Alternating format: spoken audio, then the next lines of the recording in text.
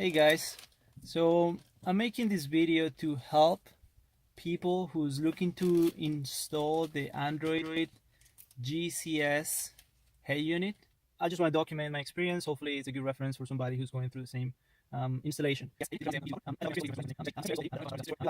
Okay, so I just disconnected these two and I just disconnected here the HVAC controls here on the back. Your 12 to 6 volt converted. Now the white and blue cable, it's supposed to be, you have to connect that with the reverse in from your Android unit. Okay, For a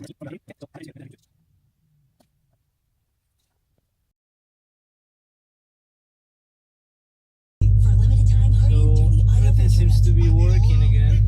Visit HyundaiCanada.com or see dealer for details. Just gonna test the backup camera, and it's not connected. Critical illness How do you feel? is at a time when they need the most. Kids like Justin, who fought cancer, My wish was to meet my favorite superheroes.